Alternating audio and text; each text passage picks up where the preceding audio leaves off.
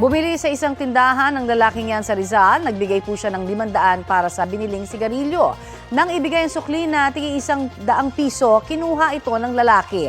At pansining may inihiwalay siyang isa. Sabay balik ng iba pang cash. Nagbago raw ang kanyang isip at hindi na bibili. Kaya niya ibinalik ang pera at sigarilyo. Nang ibigay na ang kanyang ₱500, binulsa niya ito at pinabarya naman ang tinangay niyang ₱100. Mga kapuso, mag-ingat po tayo sa ganyang modus para wag maging biktima. Bukod sa insidenteng yan, may 2 pang hiwalay na insidente sa 2 magkaibang tindahan na nahulikam din ang suspect. Naaresto ang lalaki matapos masita sa isang checkpoint sa bayan ng Halahala dahil wala siyang suot na helmet. Arestado rin po ang kanyang live-in partner na kanya umanong kasabwat. Tumanggi silang magbigay ng pahayag.